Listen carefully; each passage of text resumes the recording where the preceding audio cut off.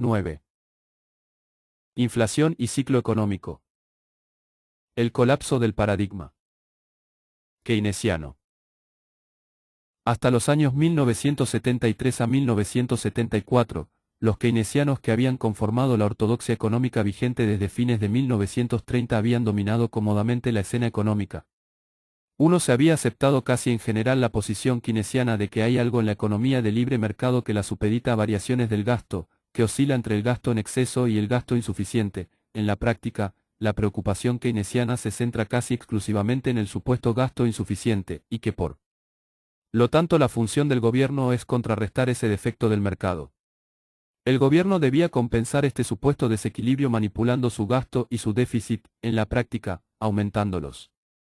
Por supuesto, esta función macroeconómica vital del gobierno debía ser guiada por un directorio de economistas keynesianos, el Consejo de Asesores Económicos, que podrían hacer los ajustes necesarios en la economía con el fin de prevenir tanto una inflación como una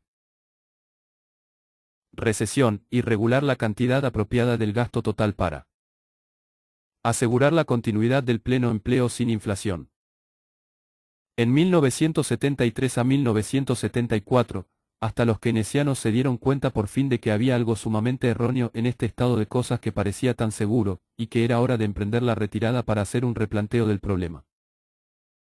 Durante más de 40 años, los ajustes económicos realizados por los keynesianos no solo no habían eliminado la inflación crónica instalada con la Segunda Guerra Mundial, sino que en ese periodo la inflación trepó temporalmente a cifras de 2 dígitos, alrededor del 13% anual. Además, también en 1973 a 1974 los Estados Unidos cayeron en su recesión más profunda y prolongada desde la década de 1930, se la habría llamado depresión, si ese término no hubiese sido abandonado hacía tiempo por los economistas por considerarlo poco politiceo. Este curioso fenómeno de una desembosada inflación a la par de una marcada recesión era sencillamente algo impensable desde la perspectiva keynesiana del mundo. Los economistas siempre supieron que, o bien la economía está en un periodo de auge, en cuyo caso los precios suben, o bien se encuentra en una acentuada recesión o depresión con elevado desempleo, caso en el cual los precios caen. Se suponía que en el auge, el gobierno keynesiano debía frenar el exceso de poder adquisitivo, aumentando los impuestos, según la prescripción keynesiana, es decir, se suponía que debía disminuir sus gastos en la economía, en la recesión. Por el contrario, debía aumentar su gasto y sus déficits, para bombear recursos en la economía. Pero si la economía estuviera simultáneamente en inflación y recesión con alto desempleo, ¿qué diablos debía hacer el gobierno? ¿Cómo podría pisar el acelerador y el freno de la economía al mismo tiempo? Ya en la recesión de 1958, las cosas habían comenzado a funcionar de manera peculiar. Por primera vez, en medio de una recesión, los precios de los bienes de consumo aumentaron, aunque muy poco. Fue una nube muy pequeña en el cielo keynesiano, y aparentemente no había demasiado por lo cual preocuparse. Los precios al consumidor volvieron a subir en la recesión de 1966, pero esta recesión fue tan leve que tampoco preocupó a nadie. Sin embargo, la fuerte inflación de la recesión de 1969-1971 tuvo un impacto considerable. Pero fue necesaria la marcada recesión que comenzó en medio de la inflación de 2 dígitos de 1973 a 1974 para trastornar permanentemente al establishment económico keynesiano.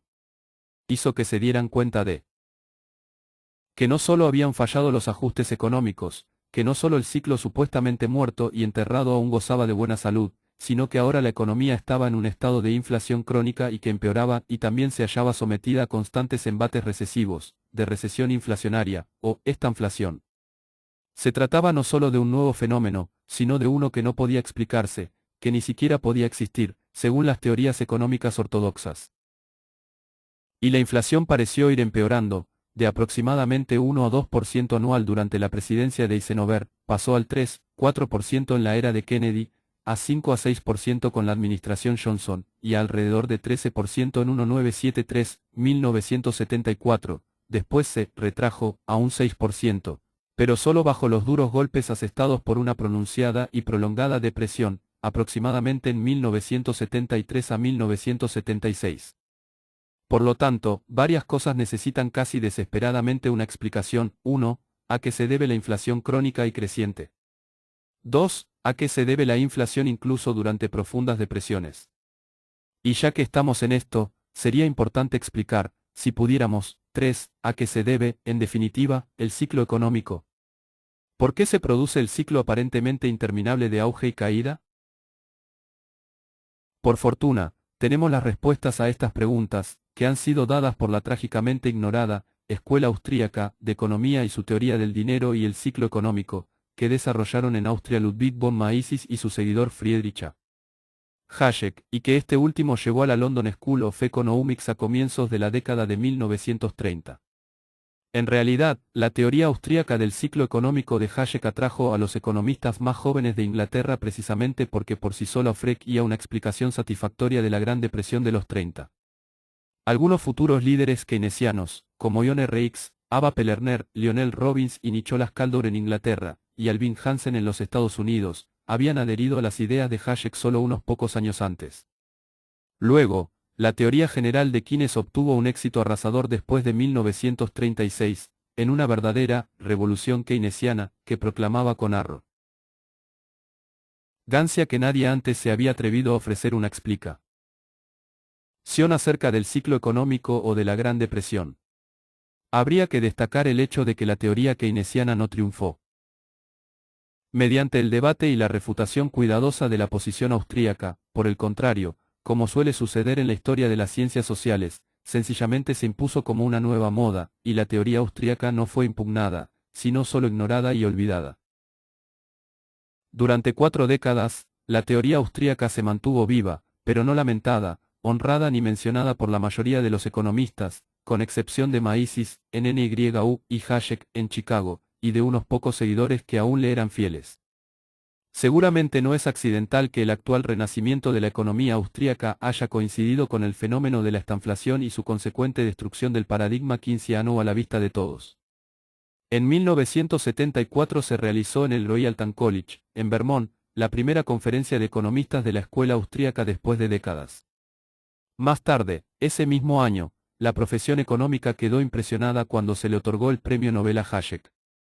A partir de entonces, hubo notables conferencias austríacas en la University of Hartford, en el Castillo de Windsor, en Inglaterra, y en la New York University, e incluso X y Lerner dieron muestras de haber retomado, por lo menos en parte, su largamente olvidada posición. C. Están organizando conferencias regionales en la costa este, en la costa oeste, en el medio oeste y en el sudoeste, se publican libros en este campo, lo que es quizás aún más importante, ha aparecido cierto número de estudiantes graduados y jóvenes profesores muy capaces que se dedican a la economía austríaca e indudablemente contribuirán en gran medida en el futuro. Dinero e inflación. Entonces, ¿qué puede decir sobre nuestro problema esta teoría austríaca que ha resurgido? Lo primero que hay que señalar es que la inflación no es algo inevitablemente establecido dentro de la economía, como tampoco es un prerequisito para un mundo floreciente y en crecimiento. Durante gran parte del siglo XIX, excepto en los años de la Guerra de 1812 y de la Guerra Civil, los precios estaban en baja, y sin embargo la economía crecía y se industrializaba. La caída de los precios no constituye en absoluto un freno para los negocios o para la prosperidad económica. Por lo tanto, la caída de los precios forma parte, aparentemente, del funcionamiento normal de una economía de mercado en crecimiento.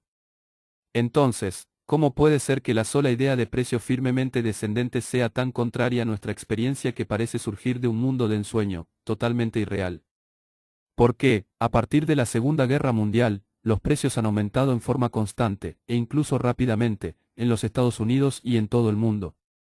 Antes de esa instancia, habían subido abruptamente durante la Primera Guerra Mundial y la Segunda Guerra Mundial. En el periodo entre guerras disminuyeron ligeramente a pesar del gran auge de los años 20, y luego cayeron en forma pronunciada durante la Gran Depresión de la década de 1930.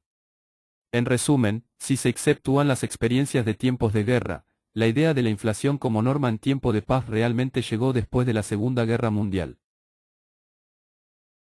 La explicación más común de la inflación es que los empresarios codiciosos persisten en subir los precios para aumentar sus ganancias.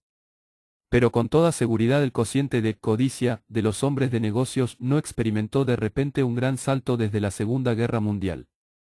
¿No eran igualmente codiciosos en el siglo XIX y hasta 1941? Entonces, ¿por qué no había ninguna tendencia inflacionaria en esos momentos? Además, si los empresarios son tan ambiciosos como para aumentar los precios un 10% por año, ¿por qué se detienen allí? ¿Por qué esperan? ¿Por qué no suben los precios un 50%, o los duplican o triplican inmediatamente? ¿Qué los retiene? Un defecto similar en la argumentación refuta a otra de las explicaciones más corrientes acerca de la inflación, según la cual los sindicatos insisten en lograr salarios más altos, y esto a su vez lleva a los empresarios a aumentar los precios. Aparte del hecho de que la inflación ya era conocida en la antigua Roma, y mucho antes de que aparecieran los sindicatos en escena, y más allá de que no existe evidencia de que los salarios fijados por los sindicatos aumenten más rápido que los que no lo están, o que los precios de los productos fabricados por trabajadores sindicalizados suban más rápidamente que los de obreros no sindicalizados, surge una cuestión similar: ¿por qué las empresas no aumentan sus precios de todos modos? ¿Qué es lo que les permite incrementarlos en una cierta magnitud, pero no más? Si los sindicatos son tan poderosos y los empresarios reaccionan en tan gran medida, ¿por qué los salarios y los precios no aumentan 50% o 100% por año? ¿Qué los detiene? Hace algunos años, una campaña propagandística televisiva inspirada por el gobierno se acercó un poco más a la solución del problema: se culpaba a los consumidores por la inflación porque comían y gastaban demasiado. Aquí tenemos al menos el comienzo de una explicación acerca de lo que impide que las empresas o los sindicatos demanden aún mayores precios: los consumidores no los pagarían. Hace algunos años se impulsó una fuerte suba de los precios del café, 1 o 2 años después cayeron de manera pronunciada por la resistencia de los consumidores. Esta se expresó hasta cierto punto en un duro boicot, pero lo más importante fue un cambio en los hábitos de consumo, por el cual se sustituyó el café por productos de menor precio. Por lo tanto, lo que los detiene es un límite en la demanda del consumidor. Pero esto nos hace dar un paso atrás, puesto que si la demanda del consumidor se limita, como parece lógico, en algún momento dado, ¿cómo es posible que siga subiendo, año tras año, y validando y permitiendo aumentos de precios y salarios? Y si puede aumentar en un 10%, ¿qué le impide hacerlo en un 50%? En resumen, ¿qué es lo que hace que la demanda de consumo se siga incrementando año tras año, y no obstante le impide aumentar su demanda aún más? Para continuar avanzando en esta indagación debemos analizar el significado del término precio. ¿Qué es exactamente un precio? El precio de cualquier cantidad dada de un producto es la cantidad de dinero que el comprador debe pagar para adquirirlo. En resumen, si alguien debe pagar $7 por 10 barras de pan, entonces el precio de esas 10 barras es de $7, o, como generalmente expresamos el precio por unidad de producto, el precio del pan es 70 centavos por barra. Por lo tanto, este intercambio tiene dos lados: el comprador, con su dinero, y el vendedor, con su pan. Debería ser evidente que la interacción de ambas partes da origen al precio de mercado. En resumen, si hay más pan en el mercado, el precio baja; el aumento de la oferta reduce el precio. Si, en cambio, los compradores de pan tienen más dinero, el precio aumenta; el aumento de la demanda eleva el precio. Ahora hemos en contra el elemento crucial que limita y retiene la cantidad de la demanda, y por ende el precio: la cantidad de dinero que posee el consumidor. Si el dinero que tiene aumenta un 20%, entonces la limitación sobre su demanda decrece en un 20%, y, si todos los demás factores permanecen constantes, los precios tienden a aumentar también un 20%. Hemos encontrado el factor crucial: el stock o la oferta de dinero. Si consideramos los precios en su totalidad para toda la economía, entonces el factor crucial es el stock o la oferta total de dinero en la economía. De hecho, la importancia de la oferta monetaria para analizar la inflación puede verse al ampliar nuestro análisis del mercado del pan o del café a la economía en general, dado que todos los precios están determinados inversamente por la oferta de bienes y directamente por su demanda. Pero la oferta de bienes, en general, aumenta año a año en nuestra economía en constante crecimiento. Por lo tanto, analizando la ecuación desde el lado de la oferta, la mayoría de los precios deberían estar en baja, y experimentaríamos una firme caída en los precios similar a la del siglo XIX, deflación. Si la inflación crónica se atribuyera al lado de la oferta a las actividades de los productores, como las empresas o los sindicatos, entonces la oferta de bienes en general disminuiría necesariamente, con lo cual se elevarían los precios. Pero como la oferta de bienes está aumentando de manera manifiesta, la fuente de la inflación debe estar del lado de la demanda, y el factor dominante del lado de la demanda, tal como hemos señalado, es la oferta total de Dain-Ro. Y, de hecho, si miramos al mundo pasado y presente, encontramos que la oferta monetaria ha venido aumentando velozmente. También subió en el siglo XIX, aunque con mayor lentitud, a un ritmo mucho más pausado que el aumento de los bienes y servicios, pero a partir de la Segunda Guerra Mundial, el aumento en la oferta de dinero, tanto en los Estados Unidos como en el extranjero, ha sido mucho más rápido que en la oferta de bienes. La consecuencia es la inflación. Entonces, la pregunta fundamental es la siguiente: ¿quién, o qué, controla y determina la oferta de dinero y aumenta constantemente su cantidad, sobre todo en las últimas décadas? Para responderla, primero debemos considerar cómo surge, en primer lugar, el dinero en la economía de mercado. El dinero aparece inicialmente en el mercado cuando los individuos comienzan a elegir una o varias mercancías para utilizarlas como dinero. Las mejores monedas mercancías son las que tienen gran demanda, las que poseen un alto valor por unidad de peso, las que son durables, para que se las pueda guardar durante mucho tiempo, las que son movibles, para que sea posible trasladarlas sin dificultad de un lugar a otro, las que sean fácilmente reconocibles, y aquellas que pueden ser divididas en pequeñas fracciones sin perder su valor. A lo largo de los siglos, diversos mercados y sociedades eligieron numerosos bienes de cambio como dinero. Desde sal hasta azúcar, conchas de caracoles, ganado y tabaco, hasta cigarrillos en los campos de concentración durante la Segunda Guerra Mundial. Pero siempre hubo dos mercancías preferidas cuando estaban disponibles en la competitiva carrera para convertirse en dinero: el oro y la plata. Los metales siempre circularon por su peso: 1 tonelada de hierro, 1 libra de cobre, etc., y sus precios se calculan en términos de esas unidades de peso. El oro y la plata no son una excepción. Cada una de las modernas unidades monetarias se originó como unidad de peso de oro o plata. Por ejemplo, la unidad monetaria británica, la libra esterlina, se denomina así porque al principio significaba simplemente 1 libra de plata. Para ver cómo la libra ha perdido valor en los siglos pasados, deberíamos destacar que ahora vale 2/5 de una onza de plata en el mercado. Este es el efecto de la inflación inglesa, de la degradación del valor de la libra. El dólar era originalmente una moneda bohemia que consistía en una onza de plata.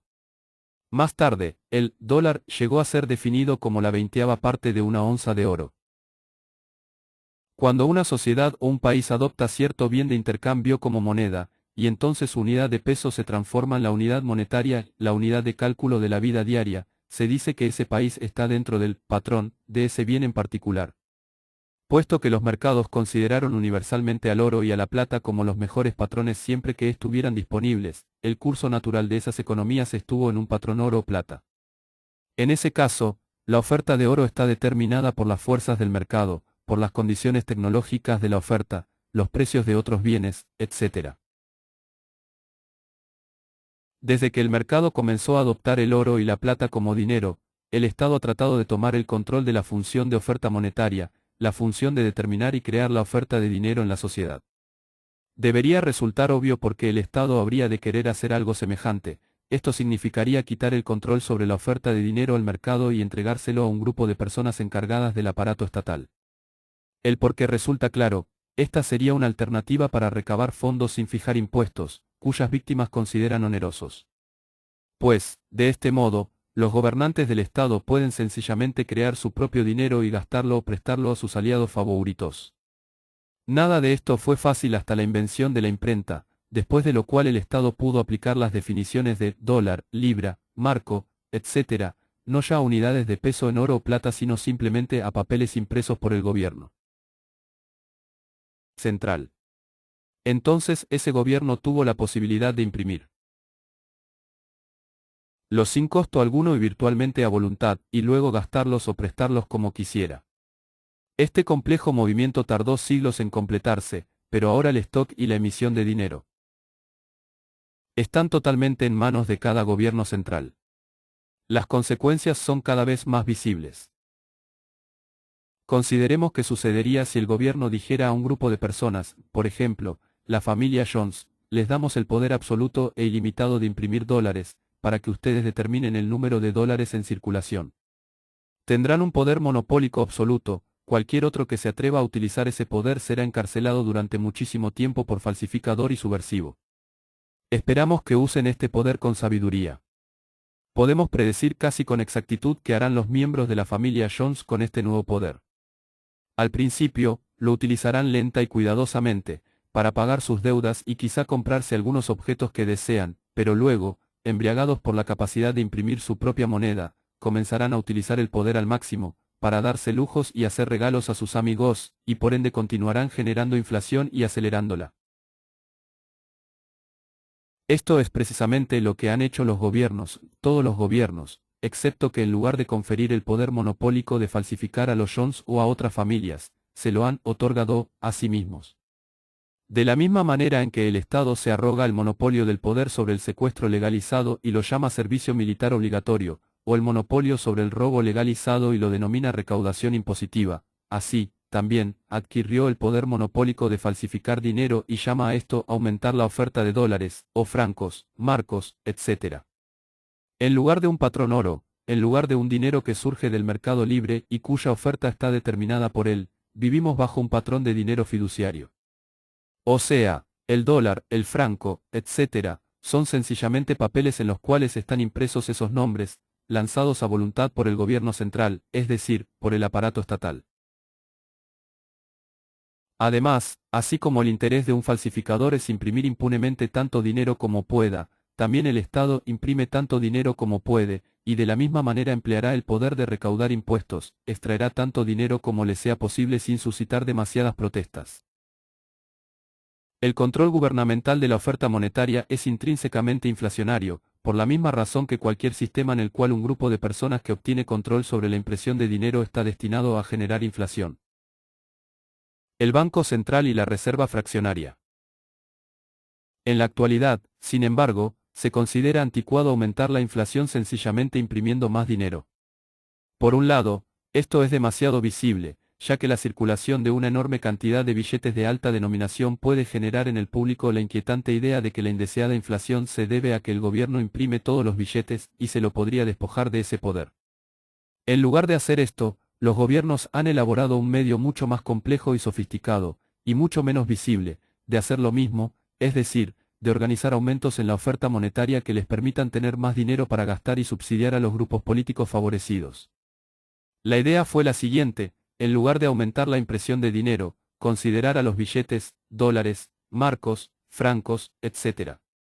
como dinero básico, de curso legal, y luego poner por encima de todo eso algo misterioso e invisible, pero no menos potente.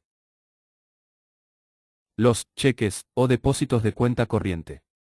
El resultado es un motor inflacionario controlado por el gobierno, diseñado para que solo lo comprendan los banqueros, los economistas y las autoridades de los bancos centrales del gobierno, y esto es intencional. En primer lugar, es preciso tener en cuenta que todo el sistema bancario comercial, en los Estados Unidos o en cualquier otra parte, está bajo el control absoluto del gobierno central, un control que los bancos reciben con beneplácito porque les permite crear dinero. Los bancos están controlados por el Banco Central, una institución gubernamental. Fundamentalmente, ese control surge del monopolio compulsivo de esa institución sobre la impresión de dinero. En los Estados Unidos, el sistema de la Reserva Federal realiza esta función de banco central. El Banco Central de Reserva Federal, la Fed, permite entonces que los bancos comerciales pongan en pirámide los depósitos en cuenta corriente, dinero en forma de cheques, sobre sus propias BAS, depósitos en el Banco Central, por un múltiplo de aproximadamente 6:1. En otras palabras, si las reservas de los bancos en el Banco Central aumentan $1.000 millones, estos pueden, y lo hacen, incrementar sus depósitos en $6.000 millones, o sea que crean dinero nuevo por valor de $6.000 millones. ¿Por qué las cuentas corrientes que tienen los bancos constituyen la mayor parte de la oferta monetaria? Oficialmente, no son dinero, o moneda de curso legal, de la manera en que lo son los billetes del Banco Central, pero constituyen una promesa del banco de que reembolsará sus depósitos en efectivo, en billetes del Banco Central, en cualquier momento en que el titular del depósito, el dueño de la cuenta corriente, lo desee. La cuestión, por supuesto, es que los bancos no tienen el dinero, no podrían tenerlo, dado que su deuda es 6 veces mayor que sus reservas, las cuales están en su propia cuenta corriente en el Banco Central. El público, sin embargo, es inducido a confiar en los bancos por el manto de solvencia e integridad con que los cubre el Banco Central, dado que puede rescatar, y así lo hace, a los bancos que tienen dificultades. Si el público comprendiera el proceso y acudiera en masa a los bancos exigiendo su dinero, el Banco Central podría, ante esta situación de emergencia, imprimir suficiente papel moneda como para inundar a los bancos, si quisiera hacerlo. Por tanto, el Banco Central controla la tasa de inflación monetaria ajustando el múltiplo, 6:1, de creación de dinero por parte de los bancos, o, lo que es más importante, determinando la cantidad total de reservas bancarias. En otras palabras, si el Banco Central desea aumentar la oferta total de dinero en $6.000 millones, en lugar de imprimir realmente $6.000 millones, aumentará las reservas de los bancos en $1.000 millones, y luego dejará que estos creen $6.000 de dinero nuevo en forma de cheques, a través de las cuentas corrientes. Al público, mientras tanto, se lo mantiene en la ignorancia del proceso o de lo que éste implica. ¿Cómo crean los bancos nuevos depósitos? Sencillamente prestándolos en el proceso de creación. Supongamos, por ejemplo, que los bancos reciben los $1.000 millones de nuevas reservas, prestarán $6.000 millones y crearán los nuevos depósitos en el curso del otorgamiento de nuevos préstamos. En resumen, cuando los bancos comerciales prestan dinero a un individuo, a una empresa o al gobierno, no están volviendo a prestar dinero existente, que el público ahorró con gran esfuerzo y depositó en sus bóvedas, como se suele creer. Prestan nuevos depósitos de cuenta corriente que se crean en el curso del préstamo, y solo están limitados por los requisitos de reserva, a saber, por el múltiplo máximo requerido por el Banco Central, por ejemplo, 6:1. Esto es así porque, después de todo, no están imprimiendo billetes o extrayendo oro, todo lo que hacen es emitir depósitos en cuenta corriente o cheques, que deberán reembolsar en efectivo. No podrían cumplir sus compromisos si el público de una vez, en algún momento, exigiera el ajuste de sus cuentas. ¿Cómo se las arregla entonces el Banco Central para determinar, casi siempre, aumentar el total de las reservas de los bancos comerciales? Puede prestar, y de hecho lo hace, reservas a los bancos a una tasa artificialmente barata, la tasa de redescuento. Pero aún así, los bancos prefieren no estar fuertemente endeudados con el Banco Central, y por eso los préstamos totales que ésta les otorga nunca son demasiado grandes. La manera más importante en que el Banco Central determina el total de reservas es poco conocida o comprendida por el público. Se trata del método de compras en el mercado abierto. Esto simplemente significa que el Banco Central sale al mercado abierto y compra un bien. Estrictamente, no importa qué clase de bien sea. Podría ser, por ejemplo, una calculadora de bolsillo que cueste $20. Supongamos que el Banco Central compra una calculadora de bolsillo de XYZ Electronics por $20. Si bien adquiere una calculadora, lo que nos interesa en este análisis es que XYZ Electronics recibe un cheque por $20 del Banco Central. Ahora bien, el Banco Central no está abierta a cuentas de cheques de ciudadanos privados, solo de bancos y del gobierno federal. Por lo tanto, XYZ Electronics solo puede hacer una cosa con ese cheque, depositarlo en su propio banco, digamos, el Acme Bank. En este punto, tiene lugar otra transacción, XYZ recibe un aumento de $20 en su cuenta bancaria, su depósito en cuenta corriente. A cambio, Acme Bank recibe un cheque, hecho a su nombre, del Banco Central. Ahora bien, lo primero que ha sucedido es que el stock de dinero de XYZ se ha incrementado en $20, su cuenta recién aumentada en el Acme Bank, y no ha cambiado el stock de dinero de nadie más. Así, al final de esa fase inicial, y la oferta de dinero aumentó en $20, la misma cantidad que la compra del bien por parte del Banco Central. Si nos preguntáramos de dónde sacó el Banco Central los $20 para comprar la calculadora, la respuesta sería, los creó de la nada, sencillamente firmando un cheque propio. Nadie, ni el Banco Central ni ninguna otra persona, tenía los $20 antes de que fueran creados en el proceso del gasto del Banco Central. Pero esto no es todo, dado que ahora el Acme Bank tiene en su poder un cheque del Banco Central. Se apresura a ir al Banco Central, lo deposita y tiene un aumento de $20 en sus reservas, o sea, en sus depósitos de cuenta corriente con el Banco Central. Ahora que el sistema bancario tiene un aumento de $20, puede expandir el crédito y así lo hace, es decir, crea más depósitos de cuenta corriente en forma de créditos a empresas, o a consumidores, o al gobierno, hasta que el aumento total en cheques es $120. Al final de la fase 2, entonces, tenemos un aumento de $20 en reservas bancarias generadas por la compra de una calculadora por parte del Banco Central, un aumento de $120 en los depósitos de cuenta corriente y un incremento de $100 en los créditos bancarios a empresas u otros. El total de la oferta monetaria se ha incrementado en $120, de los cuales $100 fueron creados por los bancos en el curso del préstamo en dinero de cuenta corriente a empresas, y $20. Fueron creados por el Banco Central al comprar una calculadora. En la práctica, por supuesto, el Banco Central no pierde el tiempo comprando activos al azar. Sus compras de activos para inflar la economía son tan grandes que debe optar por un bien normal, de alta liquidez. En la práctica, esto significa que compra bonos y otros títulos del gobierno de los Estados Unidos. El mercado de bonos del gobierno de los Estados Unidos es enorme y sumamente líquido, y el Banco Central no se ve obligado a intervenir en los conflictos políticos involucrados en la búsqueda de activos o bonos privados para la compra. Desde el punto de vista del gobierno, este proceso también contribuye a sostener su mercado de títulos y a mantener altos los precios de los bonos gubernamentales. Supongamos, sin embargo, que algún banco, quizá bajo la presión de sus depositantes, pudiera tener que convertir en efectivo parte de sus reservas de cuenta corriente para adquirir moneda fuerte. ¿Qué le sucedería entonces al Banco Central, dado que sus cheques crearon nuevas reservas bancarias de la nada? ¿No se vería forzado a ir a la quiebra o algo similar? No, porque tiene un monopolio sobre la impresión de efectivo, y podría, y de hecho lo haría, simplemente reembolsar su depósito de cuenta corriente imprimiendo la cantidad necesaria de billetes del Banco Central que necesita.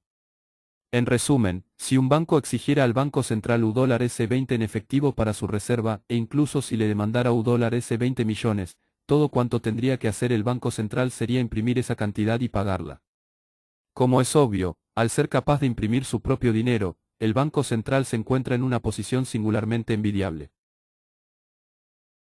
De modo que por fin tenemos la clave del misterio del proceso inflacionario moderno. Es un proceso de constante expansión de la oferta monetaria a través de continuas compras de títulos del gobierno por parte del Banco Central en el mercado abierto. Si el Banco Central desea incrementar la oferta monetaria en $6.000 millones, comprará títulos gubernamentales en el mercado abierto por un total de $1.000 millones, si el multiplicador monetario de depósitos de cuenta corriente /reservas es 6,1, y logrará rápidamente su objetivo.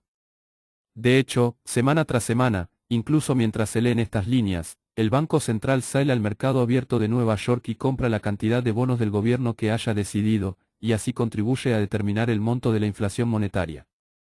La historia monetaria del siglo XX registra reiterados debilitamientos de las restricciones a la propensión del Estado a provocar inflación, la eliminación de los controles, uno tras otro, hasta llegar a la situación actual, en la que el gobierno puede inflar a voluntad la oferta monetaria, y por ende los precios. En 1913 se creó el sistema de Banco Central de Reserva Federal para hacer posible este sofisticado proceso de piramidación. El nuevo sistema permitió una gran expansión de la oferta de dinero y de la inflación, con el fin de pagar los gastos bélicos generados por la Primera Guerra Mundial. En 1933 se dio otro paso fatal, el gobierno de los Estados Unidos abandonó el patrón oro, o sea que los dólares, si bien aún estaban legalmente definidos en términos de su peso en oro, ya no eran redimibles en oro.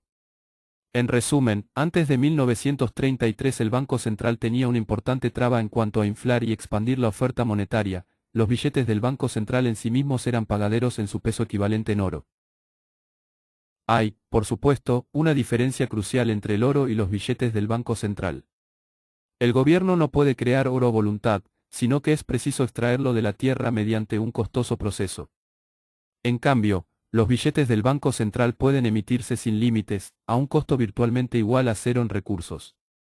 En 1933, el gobierno de los Estados Unidos eliminó esa traba a su potencial inflacionario, la necesidad de tener un respaldo en oro, al pasar al dinero fiduciario, es decir, al convertir el dólar billete en el patrón monetario, con lo cual instituyó el monopolio gubernamental de la provisión de dólares. El abandono del patrón oro preparó el camino para la poderosa inflación monetaria y de precios en los Estados Unidos durante la Segunda Guerra Mundial y después de ella. Pero aún había un pequeño detalle molesto, todavía quedaba una restricción a la tendencia inflacionaria del gobierno. Si bien el abandono del patrón oro regía dentro del país, este aún se comprometía a reembolsar con oro los dólares billetes, y en última instancia, los dólares bancarios, en manos de gobiernos extranjeros si estos así lo desearan. En resumen, los Estados Unidos estaban todavía, internacionalmente, funcionando con una forma restringida y abortada del patrón oro. Así, mientras el gobierno estadounidense provocaba inflación de la oferta monetaria y de los precios en las décadas de 1950 y 1960, los gobiernos europeos acumulaban dólares y obligaciones en dólares, en papel y en cheques. Luego de muchas maquinaciones económicas y negociaciones políticas para inducir a los gobiernos extranjeros a no ejercer su derecho a que sus dólares fueran reembolsados en oro, en agosto de 1971, los Estados Unidos se declararon en quiebra, repudiando sus solemnes obligaciones contractuales y cerrando la ventanilla del oro. No es casual que esta rápida eliminación del último vestigio de restricción, que afectó a los gobiernos extranjeros, fuera seguida por la inflación de dos dígitos de 1973 a 1974 y por una inflación similar en el resto del mundo. Hemos explicado la razón de la inflación crónica y cada vez mayor en el mundo contemporáneo y en los Estados Unidos, la lamentable consecuencia de una secuencia de pasaje, a lo largo del siglo XX, del patrón oro al dinero fiduciario emitido por el gobierno, y del desarrollo de un sistema de bancos centrales y de piramidación de los depósitos en cuenta corriente, cheques, sobre el papel moneda inflado. Ambos desarrollos interrelacionados equivalen a una sola cosa, la toma del control de la oferta monetaria por parte del gobierno. Si bien hemos dilucidado el mecanismo de la inflación, no hemos examinado aún el problema del ciclo económico, de las recesiones y de la recesión inflacionaria o estanflación. ¿A qué se deben el ciclo económico y el misterioso nuevo fenómeno de la estanflación? Crédito bancario y ciclo económico. El ciclo económico apareció en el mundo occidental en la última parte del siglo XVIII. Fue un fenómeno curioso, porque parecía no tener razón alguna, y de hecho no había existido antes. El ciclo económico consiste en una serie regularmente recurrente, aunque no estrictamente periódica, de auges y regresiones, de periodos inflacionarios caracterizados por un aumento de la actividad económica, mayor empleo y precios más altos, seguidos en forma abrupta por recesiones o depresiones caracterizadas por una actividad económica en declinación, elevado desempleo y caída de los precios, y luego, al terminar el periodo de recesión, se produce la recuperación y la fase de auge. Recomienza. A priori, no hay ninguna razón para esperar esta clase de patrón cíclico de la actividad económica. Por supuesto, hay ciclos en algunos tipos específicos de actividad, por ejemplo, el ciclo de 7 años de la plaga de la langosta tendrá como consecuencia un ciclo de 7 años en la actividad de lucha contra la langosta, en la producción de aerosoles, equipos y demás productos para combatirla. Pero no existe razón alguna para esperar ciclos de auge y retroceso en la economía en general. En realidad, si las hay para esperar lo opuesto, dado que por lo general el libre mercado funciona en forma tranquila y eficiente, y en especial sin ninguna agregación masiva de errores, como resulta evidente cuando el auge se transforma de pronto en una caída y se incurre en graves pérdidas. De hecho, antes de fines del siglo XVIII estos ciclos generales no existían. Por lo común la economía funcionaba equilibradamente hasta que ocurría una repentina interrupción, una escasez de trigo provocaba un colapso en un país agrícola, el rey confiscaba la mayor parte del dinero que estaba en manos de los financistas, causando una repentina depresión, una guerra interrumpía las relaciones comerciales. En cada uno de esos casos, el comercio sufría un golpe específico provocado por una causa única y fácilmente identificable, que no requería una explicación ulterior. Entonces, ¿cuál fue la causa del nuevo fenómeno del ciclo económico? Se puso de manifiesto que se producía en las regiones económicamente más avanzadas de cada país, en las ciudades portuarias, en las áreas que tenían relaciones comerciales con los centros más avanzados de producción y actividad en el mundo. Durante este periodo surgieron en la Europa occidental, y precisamente en esos centros, dos fenómenos diferentes y de vital importancia, la industrialización y la banca comercial.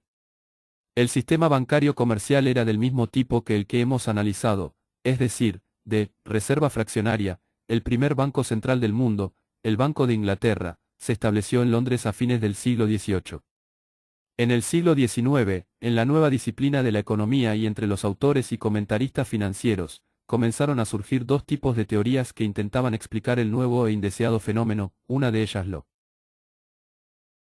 atribuía a la existencia de la industria, y la otra, a la del sistema bancario. Para los economistas que defendían la primera, la responsabilidad por el ciclo económico estaba profundamente enraizada en la economía de libre mercado, y sencillamente reclamaban la abolición de este, por ejemplo, Karl Marx, o bien su drástico control y regulación por parte del gobierno para paliar el ciclo, por ejemplo, Lord Keynes. Por otro lado, los economistas que responsabilizaban al sistema bancario de reserva fraccionaria no hacían recaer la culpa sobre la economía de mercado sino sobre un área, el dinero y la banca, que incluso en el liberalismo clásico inglés nunca se había librado del rígido control gubernamental. Ya en el siglo XIX, culpar a los bancos significaba esencialmente culpar al gobierno por el ciclo de crecimiento y retroceso. No podemos entrar en detalles aquí acerca de las numerosas falacias de las escuelas de pensamiento que responsabilizaban a la economía de mercado por los ciclos. Resulta suficiente manifestar que esas teorías no pueden explicar el aumento de precios durante el auge o su caída durante la recesión, ni la acumulación masiva de errores que surge repentinamente en forma de graves pérdidas cuando el auge se convierte en caída. Los primeros que enunciaron una teoría del ciclo económico centrándose en el dinero y en el sistema bancario fueron David Ricardo y sus seguidores, economistas liberales clásicos ingleses del siglo XIX que desarrollaron la teoría monetaria del ciclo económico. 3. La teoría ricardiana era más o menos la siguiente: los bancos con reserva fraccionaria, acicateados y controlados por el gobierno y su banco central, expanden el crédito. A medida que se produce esta expansión y se piramida sobre el papel moneda y el oro, la oferta monetaria, en forma de depósitos bancarios o, en ese periodo histórico, de billetes de banco, se expande.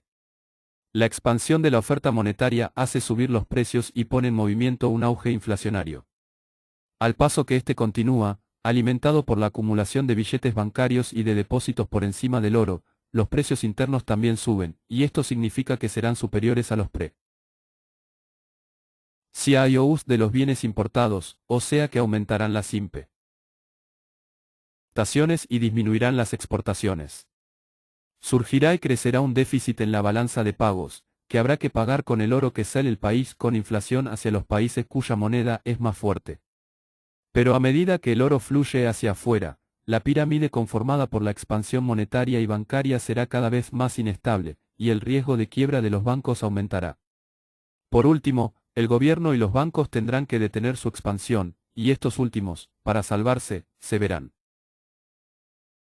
obligados a reducir los préstamos y contraer los depósitos en cuenta corriente.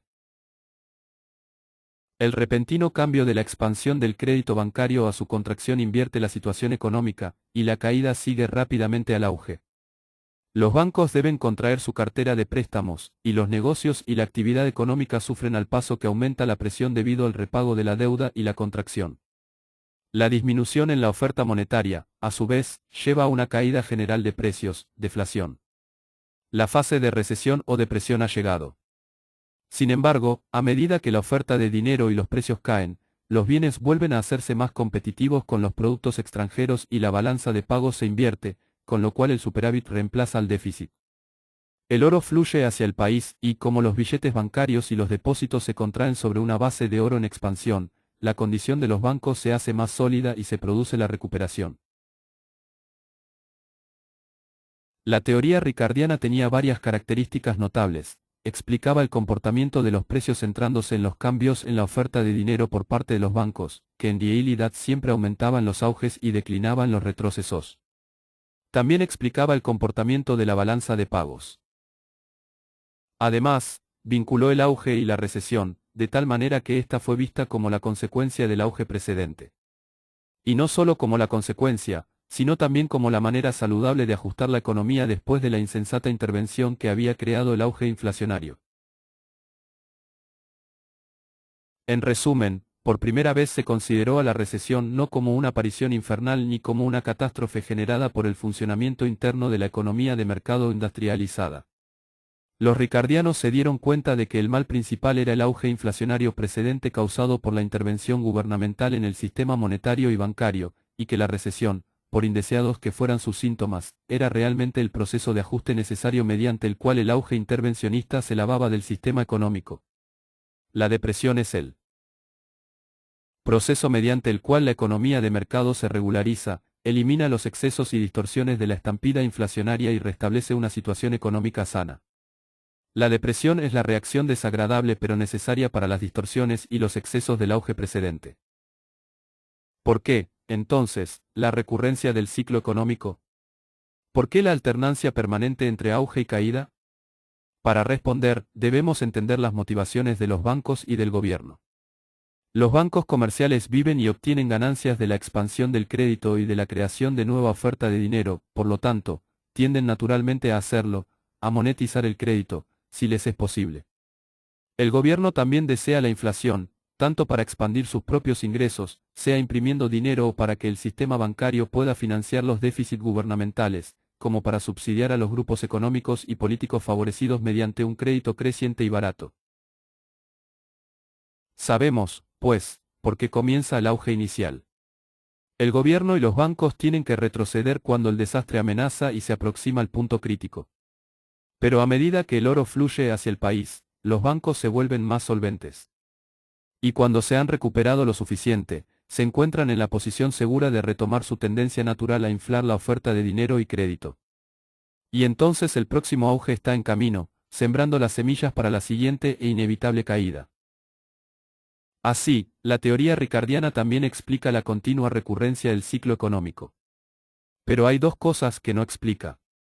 Primero, y más importante, la acumulación masiva de errores por la cual se ve repentinamente a los empresarios como responsables cuando la crisis azota y la caída sigue al auge, dado que están entrenados para hacer pronósticos eficaces, y no es su estilo cometer en forma súbita errores importantes que los obliguen a experimentar pérdidas generalizadas y graves.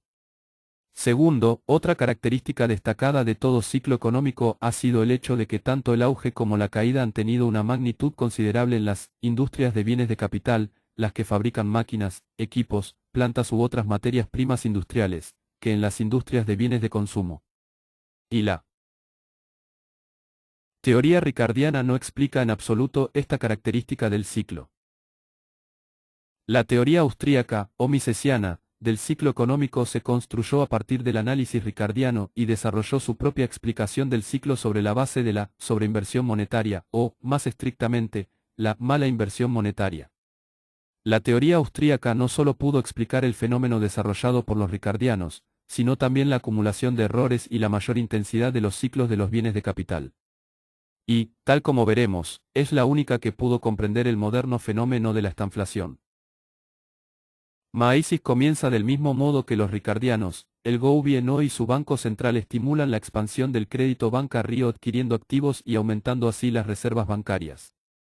Los bancos comienzan a expandir el crédito y, por ende, la oferta monetaria nacional en forma de depósitos de cuenta corriente, habiendo desaparecido casi por completo los billetes emitidos por los bancos privados. Al igual que los ricardianos, Mises ve que esta expansión del dinero bancario aumenta los precios y provoca inflación.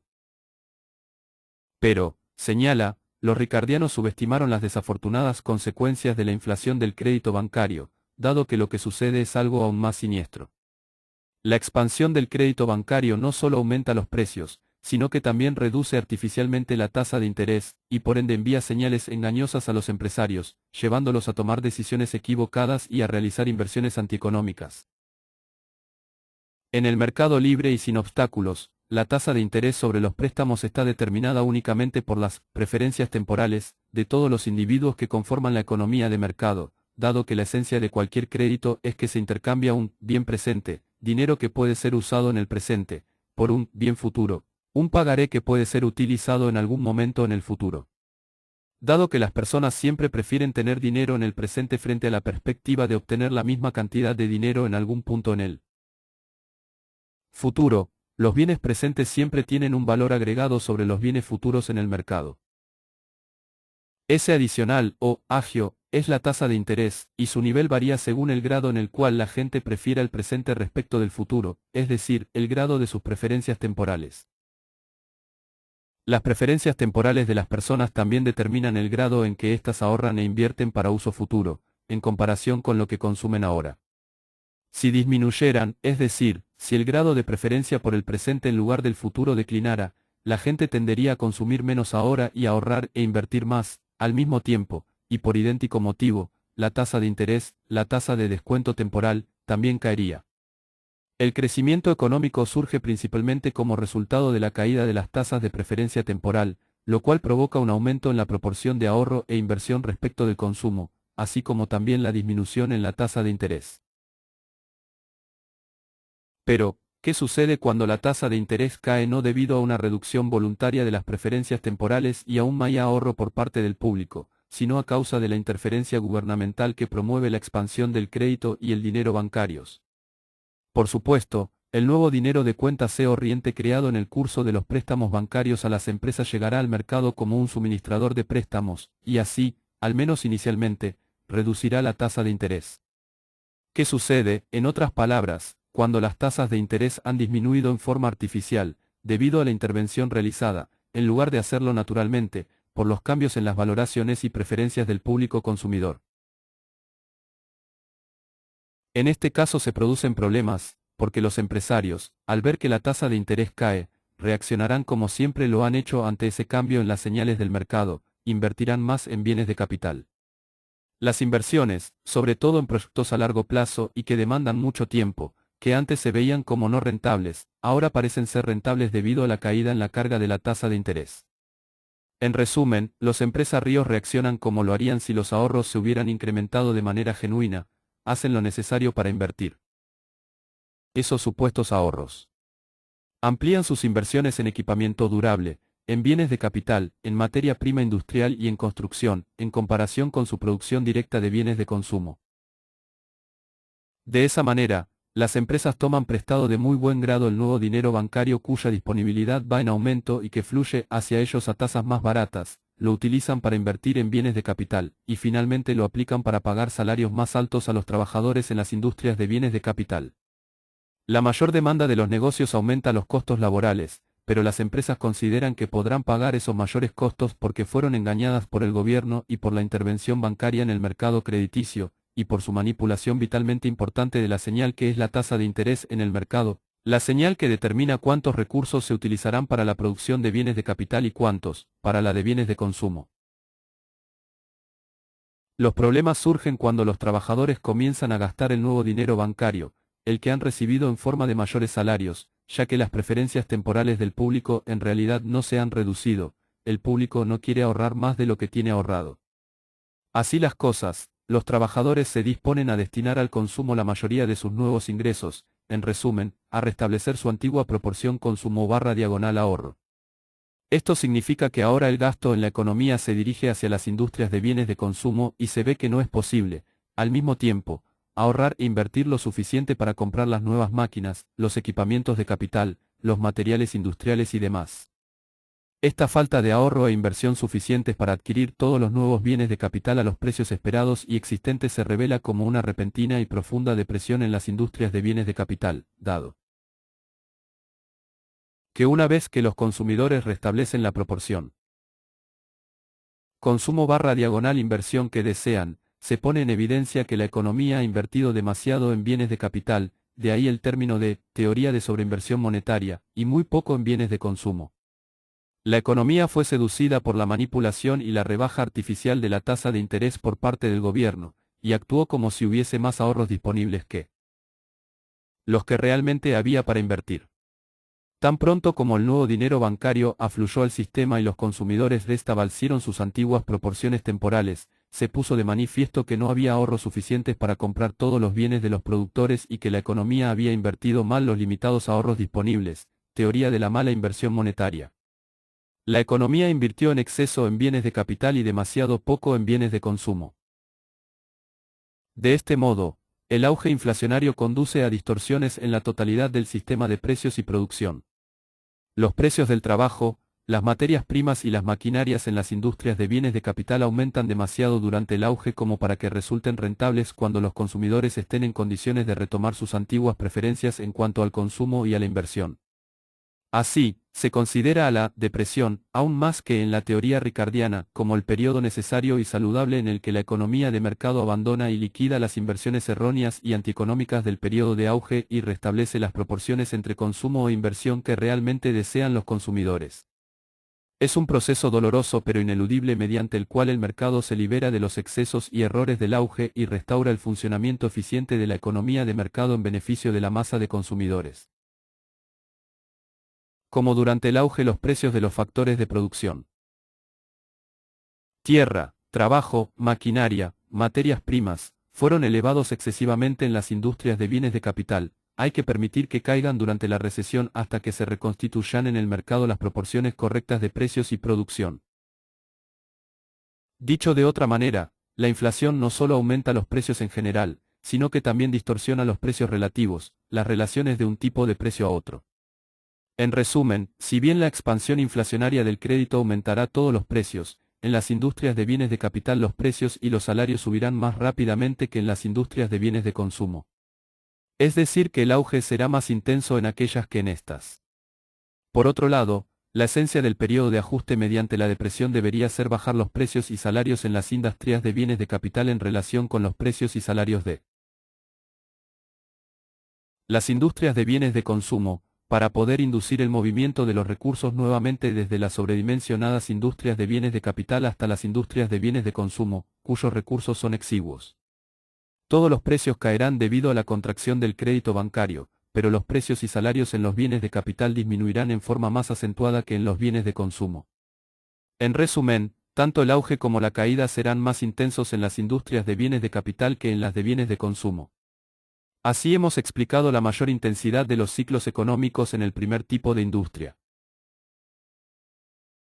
Sin embargo, parece haber una falla en la teoría, pues si los trabajadores reciben el incremento de dinero en forma de mayores salarios con bastante celeridad, y luego comienzan a restablecer sus deseadas proporciones de consumo/diagonal inversión, ¿cómo es posible que los auges duren años enteros sin enfrentarse con la adversidad, sin que se revelen las erróneas inversiones o las equivocaciones provocadas por la evidente manipulación bancaria al enviar señales erróneas al mercado? En resumen, ¿por qué el proceso de ajuste por depresión tarda tanto en comenzar a funcionar? La respuesta es que los auges de hecho tendrían muy corta vida, digamos, unos meses, si la expansión del crédito bancario y la consiguiente presión sobre las tasas de interés hasta un nivel inferior al de libre mercado se llevaran a cabo de una sola vez. Pero el punto crucial es que la expansión del crédito no opera así. Ocurre en forma continua, sin dar nunca a los consumidores la oportunidad de restablecer sus proporciones preferidas de consumo y ahorro, no permitiendo nunca el alza en los costos de las industrias de bienes de capital para alcanzar el alza inflacionaria de los precios. Como el repetido doping de un caballo de carrera, el auge se mantiene en curso y progresa hacia su consecuencia inevitable por las dosis repetidas y aceleradoras del estimulante, el crédito bancario. Solo cuando se llega a un punto en el cual la expansión del crédito bancario debe detenerse o desacelerarse bruscamente, sea porque los bancos dejan de ser dignos de la confianza del público o porque éste se inquieta ante la continua inflación, se produce el ineludible castigo. Tan pronto como la expansión del crédito se detiene, hay que pagar las consecuencias, y los inevitables reajustes deben liquidar los desacertados excesos de inversión del auge y redirigir la economía más hacia la producción de bienes de consumo. Y, por supuesto, cuanto más dure el auge, mayores serán las inversiones erróneas que habrá que liquidar y más abrumadores los reajustes que deberán realizarse. Así explica la teoría austríaca la masiva acumulación de errores, inversiones excesivas en industrias de bienes de capital que repentinamente se revelan como tales cuando se detiene el estímulo artificial de la expansión del crédito, la mayor intensidad del auge y el retroceso en la industria de bienes de capital respecto de la de bienes de consumo.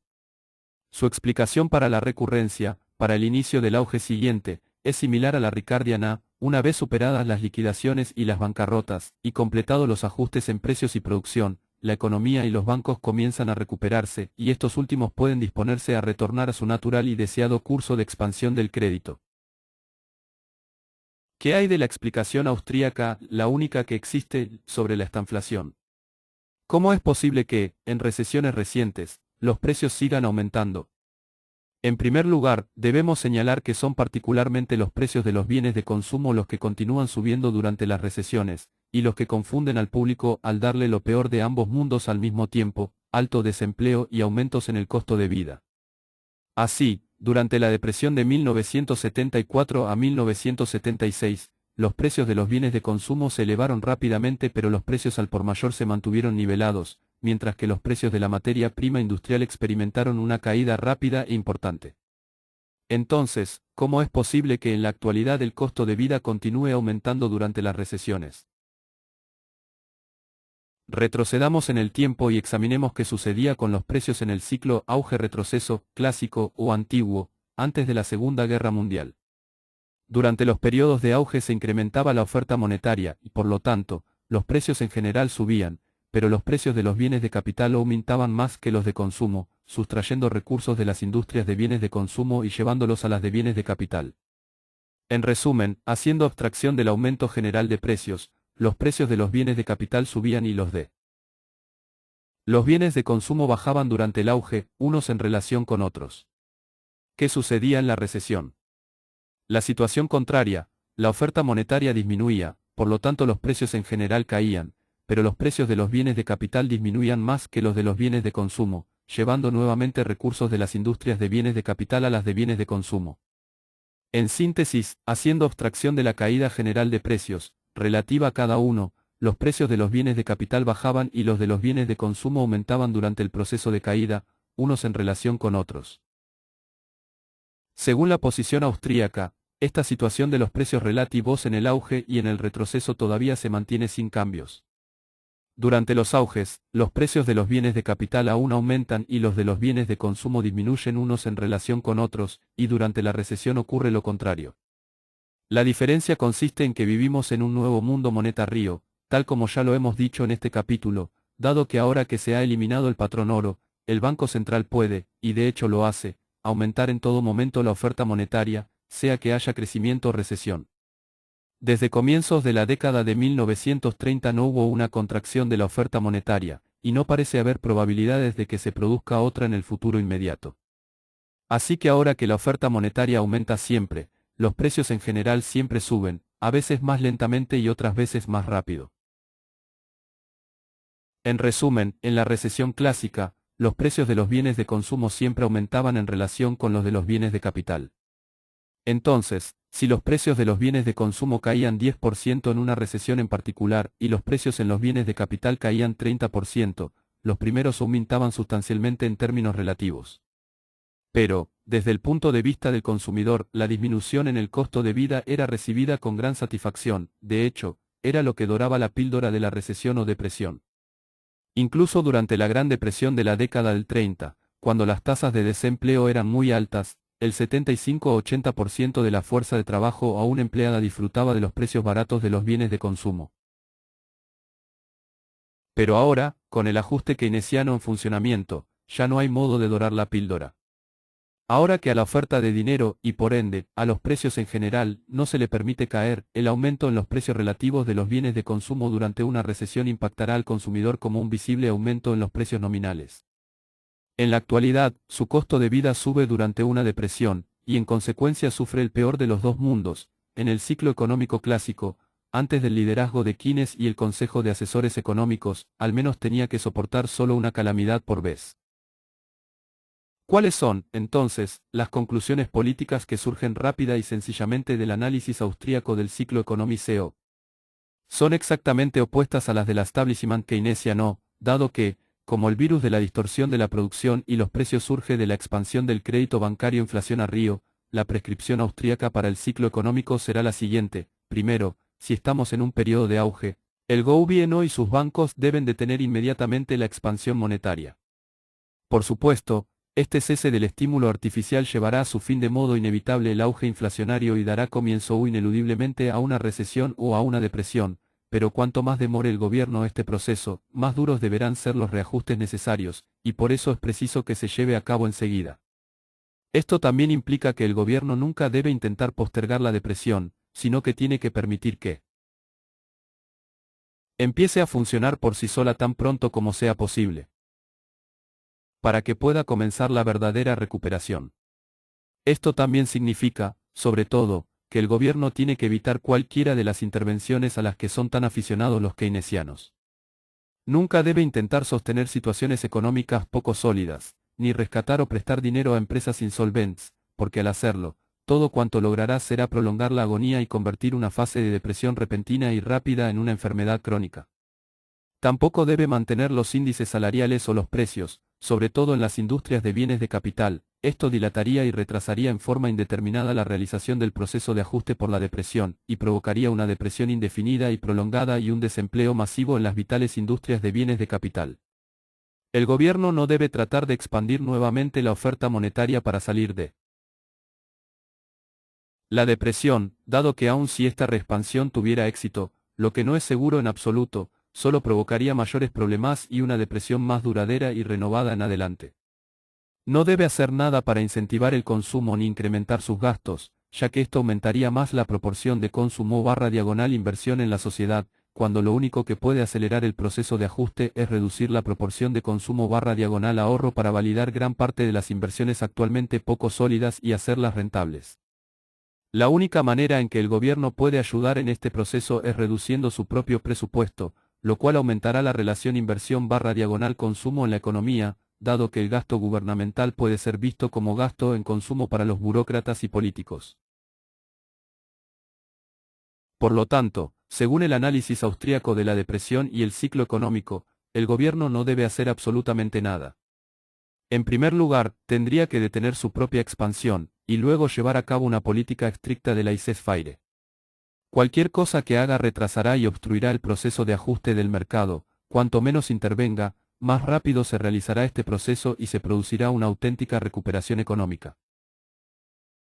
La prescripción austríaca para una depresión es, entonces, diametralmente opuesta a la keynesiana. El gobierno tiene que evitar absolutamente toda intervención en la economía y limitarse a detener su propia expansión y recortar su propio presupuesto. Es evidente que el análisis austríaco del ciclo económico concuerda perfectamente con la perspectiva libertaria respecto del gobierno y de una economía de libre mercado. Considerando que el Estado siempre querrá expandir la oferta monetaria e interferir en la economía, la prescripción libertaria destacaría la importancia de que la moneda y el sistema bancario estén totalmente separados del Estado.